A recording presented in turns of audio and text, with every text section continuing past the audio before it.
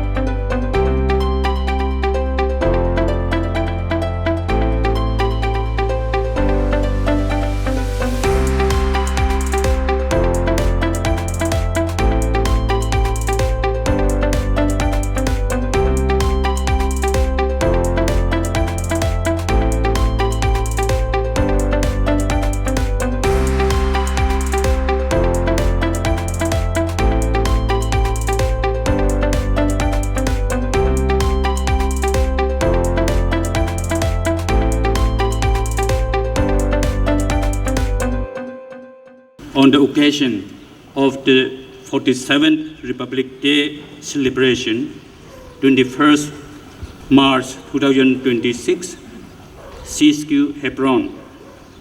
Praise the Lord, praise the Lord, praise the Lord.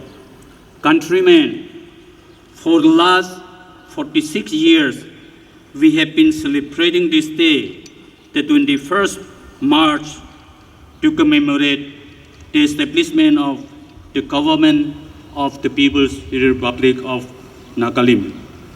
Today, we gather once more to honor this historic milestone, reflecting our spiritual duty, tireless effort, sacrifices, and political resolve. It is a divine blessing that nobody can take it away.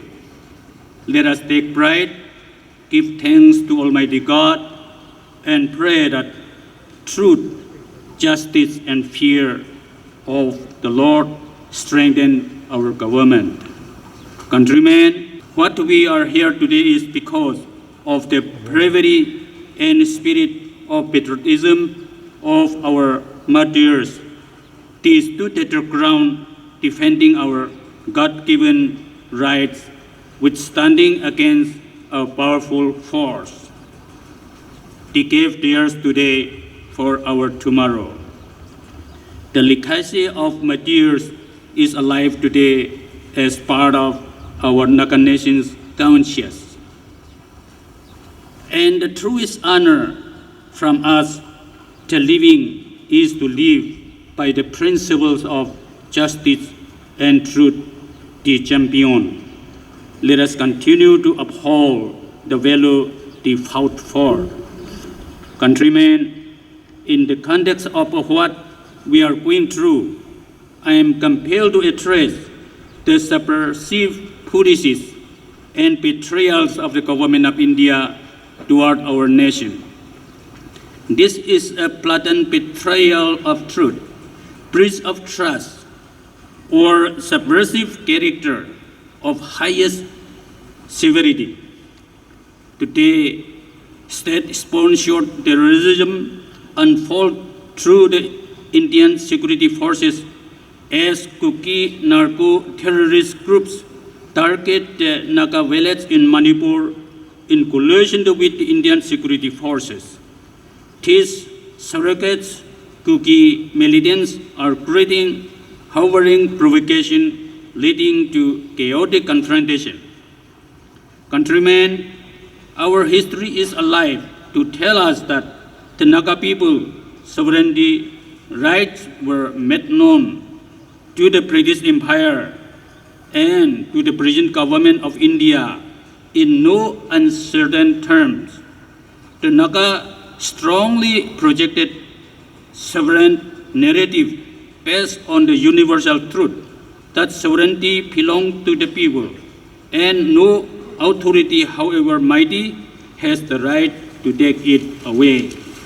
The story of our sovereignty status as a people and as a nation began with when the Naga Club submitted a memorandum to the Simon Commission on 10 January 1929, wherein it was put on record that Nagas should be left to determine their own future as an independent people. The key message was clear: leave us alone to determine for ourselves as in ancient time, urging the British to safeguard the right of the Naga nation against the encroaching neighbors and ensuring that they were not placed under the mercy of other people who could have never conquered us themselves. Upon the British withdrawal from India, this petition has been recorded in history as landmark memorandum and regarded as the cornerstone of the Naga political movement to safeguard the historical and sovereign rights of the Nagas. Henceforth, every effort was made to ensure the British Indian government understood our legitimate right as a sovereign nation. The British government responded with pretentious seriousness to respect the sovereign right of the Nagas without any meaningful follow-up action as deemed necessary. In the first place, Shilong Accord agreement, known as the 9-point agreement, was signed in June 1947 between the government of the British India and the Naga National Council. This was intended as a transitional agreement guaranteeing Naga self-government for 10 years after India's independence, with the option for a new agreement on our future status. However, the betrayal followed. The government of India failed to honor its core promise, interpreting the agreement merely as district autonomous within Indian constitution, rather than recognizing it as the potential step towards Naga independence. The Naga leadership rejected this sinister design of the government of India to force the Nagas into the Indian Union. The Naga People's Resistance Movement, headed by the NNC, argued that the 16-point memorandum was a betrayal for this reason. The memorandum was viewed as an attempt to internalize the Naga issue by making it a domestic issue of Indian government rather than an invasion of Naga country by India. The NPC, which negotiated the deal, was viewed as the creation of the Indian government to bypass the NNC led by Azad Fizo, who was abroad. The memorandum had caused to form the state of Nagaland, covering only a portion of the Naga inhabited areas, ignoring the larger goal of Naga unification. The deal created deep division within the Naga society, fostering mistrust between those who accepted the statehood and those who are defending full independence of their country. It was a sellout that ignored the imminent sacrifices made for a sovereign Nagalim state. The 16-point memorandum failed to establish peace in Nagaland, as fighting continued unabated. In 1964, ceasefire took place between the government of India and the federal government of Nagaland, Nscn, to pave the way for political solution. Significantly, after 6 rounds of talk, failure was imminent, as fundamental disagreement arose when Naga leaders stood their ground on Naga sovereignty as something non-negotiable, while the government of India maintained that any solution must be within the framework of Indian constitution. This was a breach of international law, as Nagaland sovereignty cannot be placed at the negotiating table. On November 11, 1975, Government of India and a section of Naga National Council signed the so-called Shilong Accord after having created a volatile situation in Nagaland to coerce the Naga freedom fighters to agree to dictated terms and conditions to avoid inviting the worst from the government of India. To the Nagas, this is considered as betrayal because it represented a capitulation to Indian sovereignty.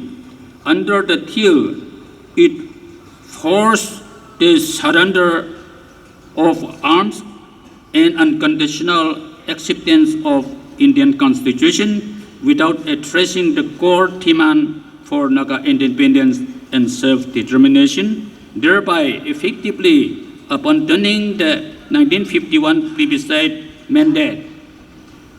What made the Shilong Accord as betrayal is that it was against the resolution adopted by Naga Hoho on 5 September 1974 at UNCD.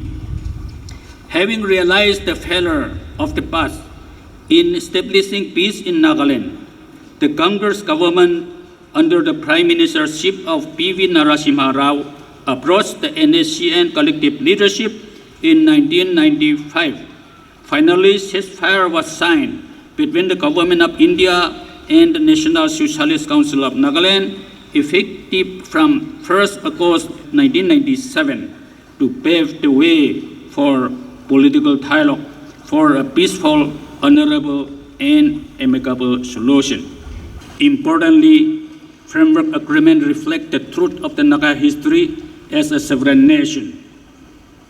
In the subsequent years following the signing of framework agreement, the changing attitude of the government of India towards the much hyped framework agreement was glaringly seen as India created the treacherous situation to betray the letter and spirit of the framework agreement, a dangerous, premeditated violation of trust took a predominant role in treating the Naga political issue. Thus, betrayals was the policy India adopted to destroy the framework agreement, demeaning the political identity of the Nagas. It was a treacherous breach of trust all the way as India started reviving the archaic policy of the British rulers to use the Kuki nomads by openly arming them against the Nscn. So despicable and deceitful that Indian security forces turned villainized against the Nscn, using the Kuki militant groups as their surrogate force. The latest incident where the Indian security forces were caught working hand in glove with the Kuki militants as they burned down the Tangkhol houses at Litan, Sarekung. They were seen working hand in glove with the Kuki militants wearing face masks. This violates not only the established ceasefire ground rules, but violated the international law as well. Despicable episode has to be exposed globally, including at the UN. We should spare no effort to inform the world on this treacherous character of the government of India and open defiance of what has been agreed upon. Countrymen, why I'm using this word treacherous against the government of India is for violating the spirit of political agreement, a breach of trust, hypocrisy, and the shift from legality as reflected in the framework agreement to opportunism. We have been stabbed in the back, which is a cowardly betrayal of the Naga people's trust. It is my firm belief if we maintain our trust on what God can do for us, He will certainly bring justice in His perfect timing, allowing us to move forward without having to seek retribution against those who betrays the Nagas. Thank you for your patience. I have spoken longer than planned. Signed, Kyutuku. Thank you. It's an honor for me to be here. I don't deserve this privilege to stand on an occasion like this, and more so as a guest. But thank you nevertheless for giving me this pleasure and the privilege to take this opportunity and to share this celebration in a more honorable manner. And it is also very nice to see all of you once again on an occasion like this. We're living in a time when we become suspicious of each other, when we start hearing bad things about each other, but when we meet face to face, we can understand that these are all rumors and lies. On this 47th occasion of the Republic Day, although our history is 79 years old of a political movement, ladies and gentlemen, we understand that this is the 47th Republic Day because there has been 2 chapters of our movement.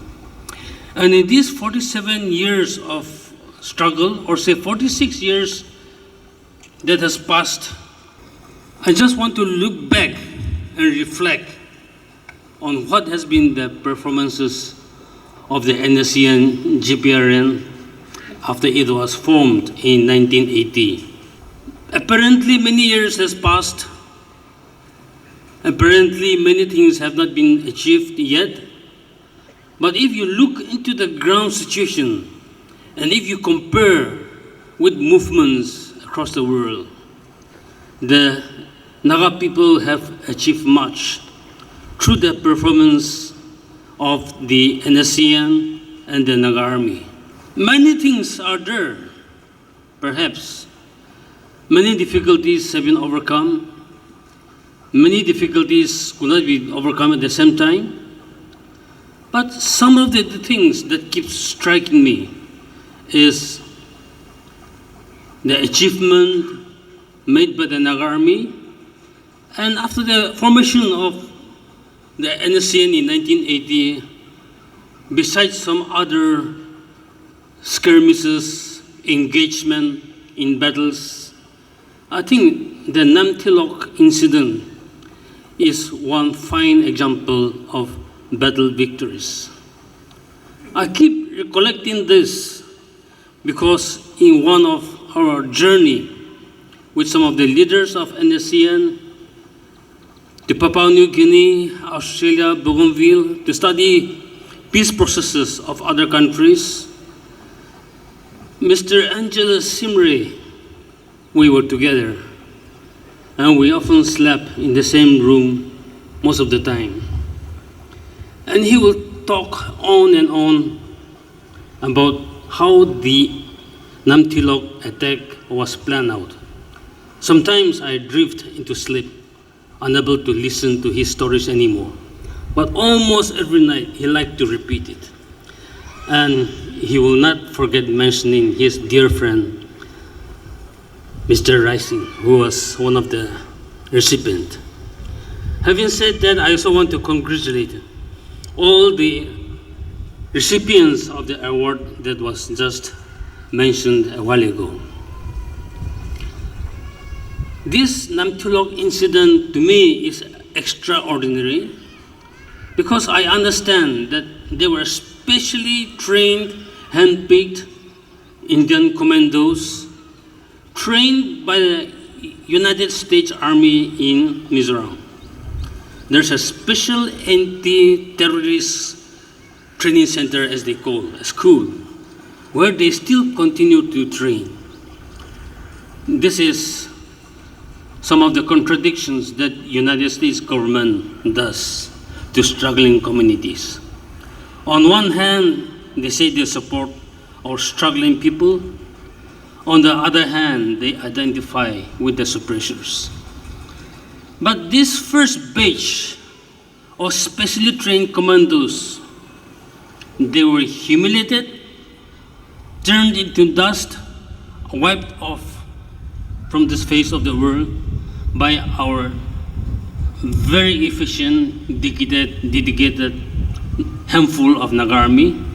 I just mentioned Angelus Rising, but some of them are still here. For instance, whom we know as Captain Wang Metan those days. There were others. And when I mentioned Captain Wang Metan, now VS Atem, there are so many stories behind his achievement as a Naga army. Not only going to China, he is also a trained doctor to treat Naga soldiers by the Chinese people, Chinese government while in China. And we don't know how many lives he has saved in the battle through those dedication. One glaring achievement is when he became the chief of Naga army as a brigadier in the 90s. And Nagaland was ruled or dictated by a notorious Indian army called Colonel Ajit. He runs his camp at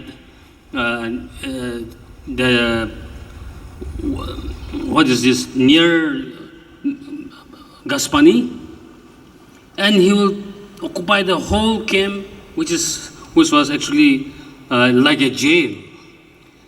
And in those days, he will wear army uniform, but on top of his army uniform, he will wear shawls sometimes tangkul shawls, sometimes sema shawls. And in Dimapur, he would go around. And if he meet any young man, whether it is Naga army or not, any person going around, even in winter, he will slap, he will beat, he will kick, he will terrorize anybody who are wearing tangkul shawls or sema shawls. Our general, that time Brigadier Army Chief, known for his whatever valor and glories, he could not catch him. He tried so much hunting for our Naga Army Chief. And since he could not catch him, he threw an open challenge through the newspaper. General Via Satem gladly accepted his challenge. And on that appointed day or place or whatever, somewhere near Purana Bazar, in Purana Bazar Road, Ajit Singh and his convoy was blown to kingdom come. He was humiliated, defeated, and though he did not die, he is crippled for life. I believe I don't know whether he's still alive now, but I believe even when he was in Calcutta, he will ask posting to come back to Nagaland to seek revenge. And after ceasefire came in 1997, on December 1, 1997, at here Monglumuk, the Nscn called the first consultation, Naga consultation with the different civil society organizations. And in that occasion, all the Gombaras came from, especially from Dimapur area, to honor General Aten for the defeat that he has done to the Indian notorious Colonel Ajit Singh. Ajit Singh also used to hunt me sometimes because I was a human rights worker, and he will insist that I must come to his camp to have coffee with him. I thanked him profusely, but I denied ever meeting him. Ladies and gentlemen, we have so many other Naga army who are known by their glorious achievement. I think our previous army chief, Anthony Ninkam, besides his foreign assignment, besides his expertise in procuring necessity for the movement, I heard some of his friends calling him as Mr. Bulletproof. He has been shot so many times, has been injured, but he has never been killed. And so they used to say he is Mr. Bulletproof. There are some army officers whose performance are beyond description. Some of them are no more. But today we have another Long Vipu in the form of General Asang. I also heard people who saw him in action as calling him, that is another Rambo on the move. They call him Mr. Rambo. These are just a few names I've mentioned. People who are in the limelight and who are known to the public. How many other captains or majors or sepoys, Naga armies are there who have outsmarted the Indian army? Those days, one Naga army was almost equivalent. People say 10, but I'll say 100 Indian soldiers.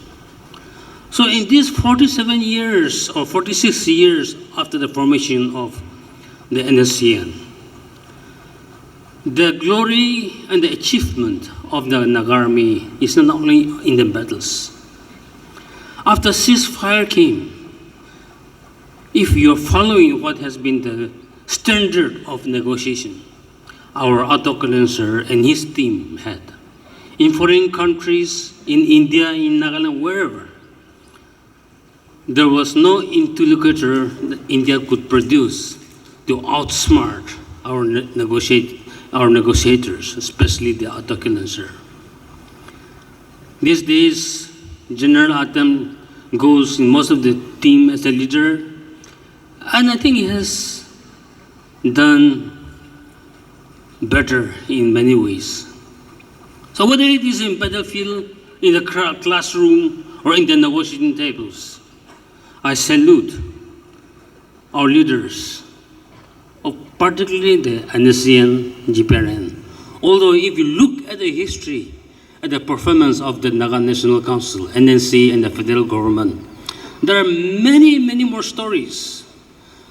But for want of time, and also for the sake of the event today, since we're discussing the 47th Republic Day, I want to confine my thoughts to the performance of Nscn. Side by side, we as human group, or even as civil society organization, as mothers sometimes, as students sometimes, as a whole sometimes, we also side by side tried to contribute, although we could not fire a single gun to shoot or to kill, or although we were not shot at or tortured. We thought all of us must, in our respective responsibilities, contribute to the same cause, to the same goal, that is for the Naga Nation. And so ever since ceasefire came in 1997, we also started pulling up our socks, rolling up our sleeves, and fought the government of India in the courts, in the streets, in the meeting halls, in seminars, workshops, whatever. And we were able to penetrate the United Nations from the first year of the ceasefire itself in 1998, 31st July, when it was exactly 1 year of ceasefire between government of India and the Naga people. And the United Nations gave us an exclusive room to discuss the Naga issue. And they announced in the General Assembly. And that meeting was called 365 days of ceasefire in Nagaland. Over 20 countries came to listen to the Naga people, to listen to the Naga stories.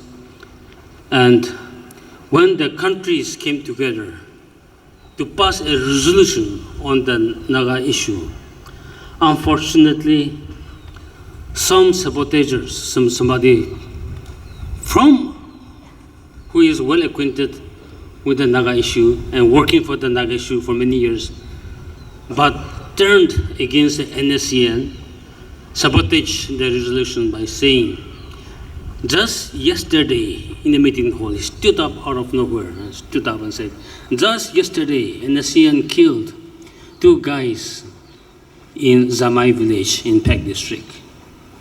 And that shocked the meetings, and we could not pass resolution. These are very clear examples of friends turning foes, even among non-Nagas, whether it is in Europe or in America. But I'm just citing one example. But when we see a white face coming to Naga areas, Nagaland, we start worshiping them, not knowing whose side they are. But they think they have white skin, they're non-Indian, so they must be strong supporters of Nagas. And often we disclose secrets and confidential matters without any hesitation, which we will not even share with our own brothers and sisters or family members. That is how Naga people have lost a lot of its fear, the fear that our enemies have. Likewise, when Naga people go to meet Indian leaders in Delhi, again, we want to demonstrate that we are the master of the Naga issue. And then we start disclosing to the Indian leaders that Nagas are like this, Nagas are like that. If you do this, we will do this. And all our secrecy is gone. And that's why Indians do not fear our people in the negotiating tables sometimes. People condemn us because we do not condemn all the killings among Nagas, the fractional fight. But our experience in the early years of the ceasefire was, government of India will clip newspaper reports where MPMHR has condemned Nscn or Nscn or factional killings, one Naga killing the others.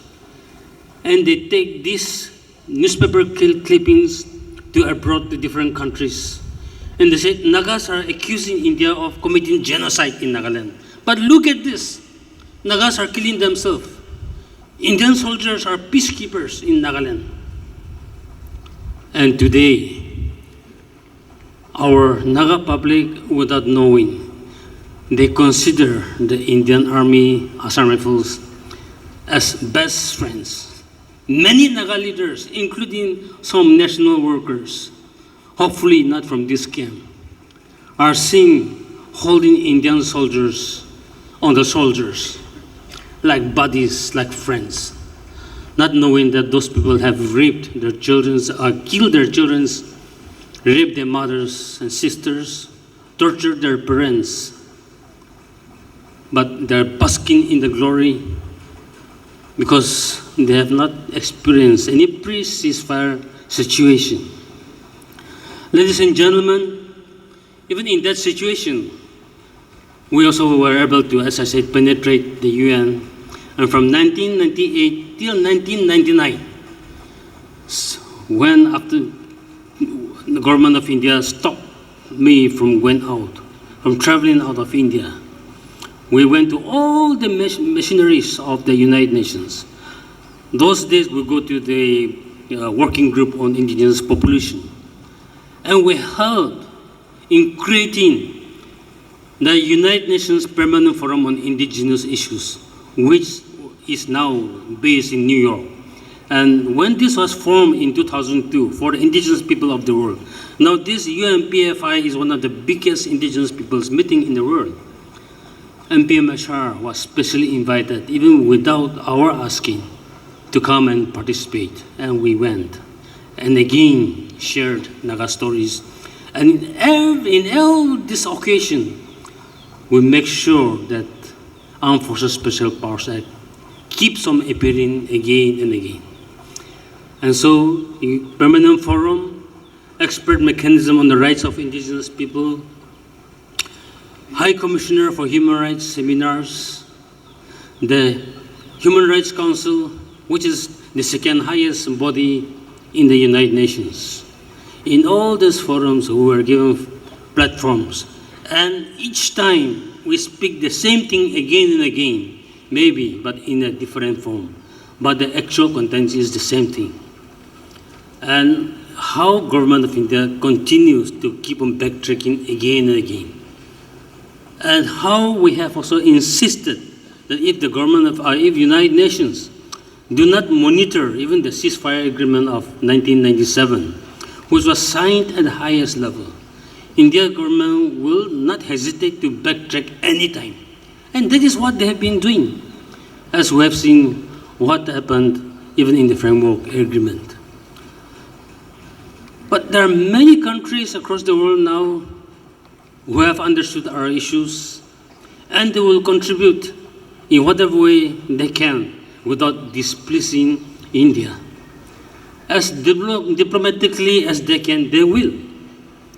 But we have to prove ourselves, we have to perform our parts. In one such example, just before the Amsterdam Declaration was signed in Netherlands, I was facilitated by the Dutch government of Netherlands, to come to Amsterdam and inaugurate the Naga International Support Center based in Amsterdam. So from now on, if we want to talk about ourselves, our nationality, let us start contributing and let Naga Army perform its duties. Let Nscn government do what is needed to be done as a nation. And the Naga public on its part start performing. And we can begin by those social media heroes in the WhatsApp group or Instagram or whatever, teaching our negotiators, Nscn, NNC, where they have gone wrong, where they can go right. Every day they are quarreling among themselves, just sitting inside the comforts of their home and blaming that Nscn should have done that, done this. Today, what are Nagas doing? Cookies, this and that. But come out of their home, contribute, and then you can teach others. But you want to push others to the precipice, push them inside the hole where there is only death. And since they're not going and dying on your behalf, you want to criticize them. What we can do is start identifying each and every social media heroes. And when ceasefire breakdown, we'll train them and put them in the front zone of the war. And even for the Nscn, I think we should be more careful not to use social media for issues. I've seen people saying that group has that much gun, that group has so much weapons. Well, in every group there are agents.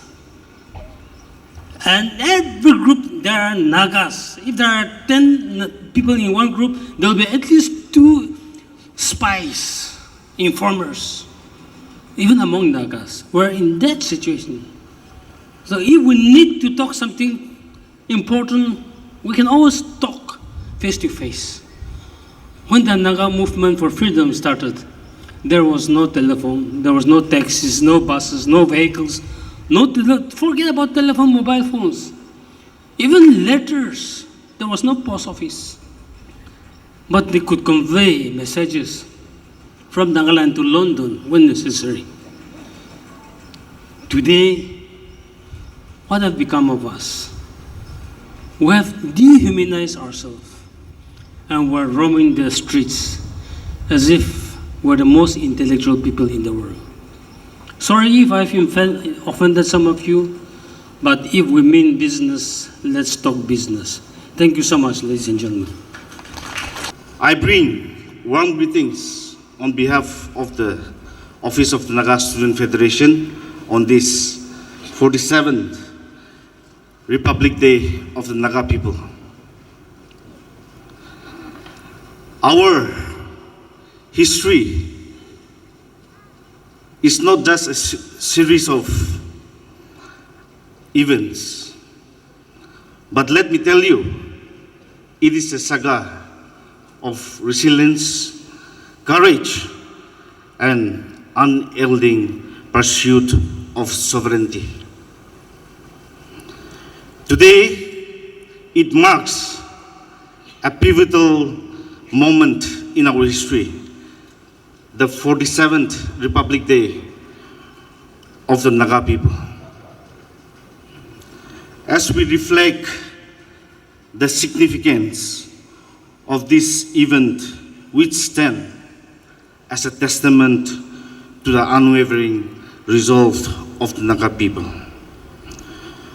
On this day, the youth, the Naga youth, and the students, headed by the Naga Student Federation, pave our highest respect, honor, and tribute to those who have laid down their lives for the Nagahood, for the Naga nation. And we also want to pay our respect and honor to our national workers who is still rendering their service for the Naga nation. Let me track back to the founding history, the formation of the Naga history. Starting from the formation of the Naga Club, 1918, and the submission of the memorandum to the Simon Commission by the Naga Club, 1929. and not forgetting the formation of the Naga National Council, February 2nd, 1946 at Waka, and the declaration of the Naga independence, 14 August 1946. And coming back, the formation of the Naga Student Federation, where the young intellectual gathered and formed the Naga Student Federation in the year 1947, 29 October. Then come the plebiscite day, May 16, 1951. And today, the 21st March on 1979, the Naga people declared this day as the Republic Day. Today, I want to question the Naga people. We have come across with so many foundations and formation in our history. But how far the Naga people still stands for the sovereign rights of the Naga people among our Naga people? We have come across to the level of the Naga sovereignty, which was also put to test through the momentous plebiscite where the Naga people spoke with a unified voice and voted 99.9% that Naga people should be an independent nation. Once again, I want to question our Naga people. How far are we still standing on this ground? We are divided. Naga family is fragmented today. This is one of the greatest challenges of the Naga people today. We are divided within our tribalistic mindset, within our villages, within our clans, bring its own objective and ideology, but not thinking the sacrifice of our forefather. Today, the Naga generation is at a very poor stage. Our elders, they have already sounded very clearly how the Naga peoples go about. As we lead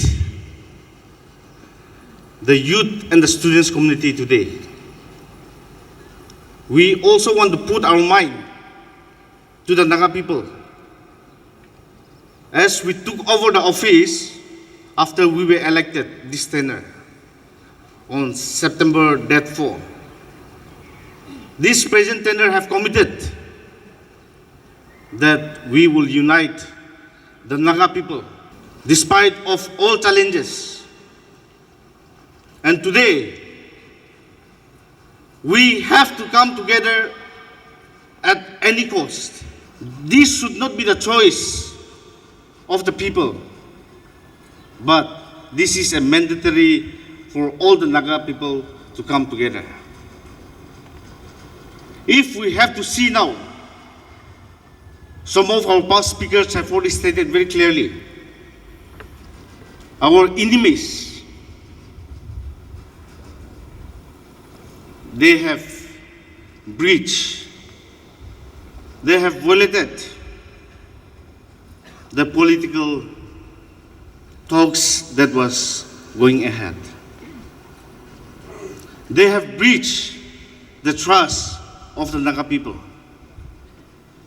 Today, if I have to count again, it was just last week where the imposition of the Vande Mataram by the Ministry of Home Affairs, giving directive in all the educational institute to play the Vande Mataram song to our Naga people. Naga Student Federation have outrightly rejected the imposition of Vande Mataram. Likewise, the Naga people have to come together. It is not only the fight of our DPRN government alone, neither the Naga Student Federation. It is the fight of our Naga people for our nation. We should not divert away the principle that we have taken during the time of the plebiscite 1951. Today, as some of the speakers have stated, we want to talk so many things out of the box in the social medias. But how far are we contributing towards the nation, to build the nation? This is what I want to question our Naga people today, both old and young. It's time for us. We build our nation bricks by bricks, step by step together. I, for one, cannot build the nation, but we can build the nation. I want all of us to understand this. By the Naga Student Federation in the last rally, today I want to also tell, taking advantage of this gathering, when the Vice President of India visited Nagaland University, and under the directive of the Naga Student Federation, our students did not stand up, was seated when the Vande Mataram, the national song of the Indian Union, was being played. Then the Vice President, in his opening remarks, stated, we should respect each other culture. Today, I want to question the Indian government. How far are they respecting the Naga history? How far are they respecting the sanctity of the Naga people? How far are they respecting the faith of the Naga people? I want to question this and challenge to the government of India. Don't taste the patience of the Naga people. The young people are yet to rise. Once it rises, the government of India will not be able to take it. Therefore, I urge upon and call upon all the Naga people today that we should stand united, we should come up with one voice and say, enough is enough to government of India. May God bless the Naga people. May God bless Naga Student Federation. Kuknalim.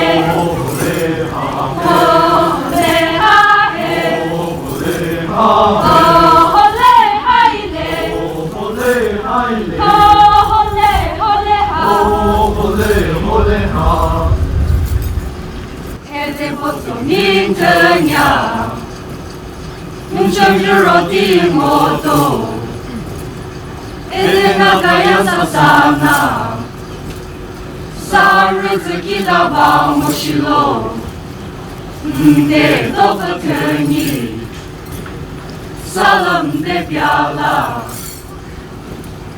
呼噜撒了嘎。Holo haile, Holo haile, holo haile, holo haile, holo haile, holo haile, holo haile, holo haile, holo haile. holo haile, Holo haile, holo haile, holo haile, holo haile, haile, holo haile, holo haile, holo haile, holo haile, holo haile, holo haile, haile.